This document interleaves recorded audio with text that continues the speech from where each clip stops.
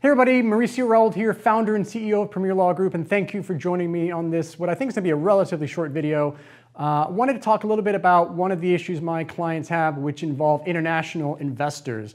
A lot of times you're getting some people from Canada or South America or wherever, and there's a couple of considerations you need to keep in mind, especially for Canadians. So I'll address the Canadian investors at the end, but some people have gotten into some trouble with unhappy Canadian investors.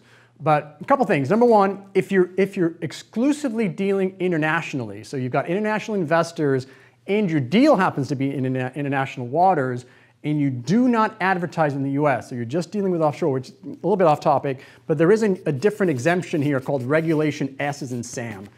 So we probably want to take a look at that, and that's a scenario where you have just advertising outside of the country. But when you have a US deal, you've got mostly US investors, but there's somebody from Canada, let's say, that wants to come in your deal, and you say, great, whatever, he's international, whatever. Here's the challenge. You really want to be careful, and you want to work with a really good CPA who deals with international transactions, because number one, most people forget about, is when you are dealing with international folks, you basically become an agent of the IRS, and you are required, prior to sending them whatever their distributions are, you are required to withhold 30% of that money. And you've got to send that to the Department of Treasury, and you essentially have to withhold that money. And let me just backtrack.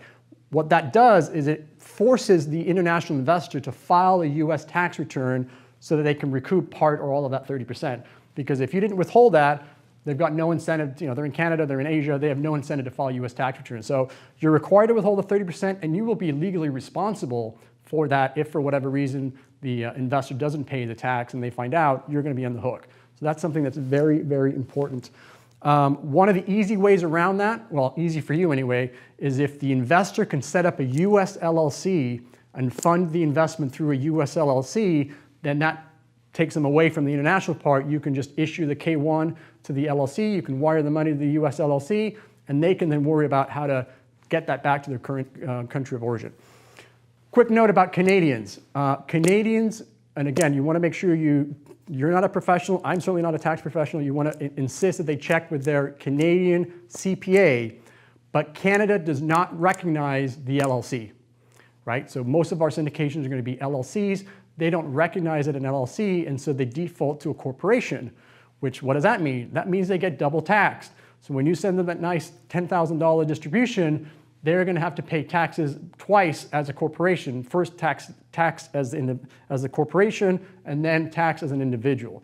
So you want to be very careful about that. The way around that, and again, this is coming from sources from my Canadian CPA friends, the way around that is for them to set up what's called a limited liability limited partnership, which is something they recognize. It's not available in every state. And recently, some people have told me they can just do a regular LP, so maybe look into that as well. And again, this is something that's going to come from the Canadian CPA. But if they can create this LLP in the US, and again, fund it through that LLP, number one, it solves your problem because now you're just issuing a K-1 to the LLP, and from their perspective, they don't get the double taxes. Now the money's coming from an LLP, they recognize those, and it'll be just disregarded or just passed through like we have here in the United States with our LLCs. So anyway, hopefully that was helpful. If you need to get a hold of me, you know where to find me. I'm at premierlawgroup.net, and looking forward to the next video.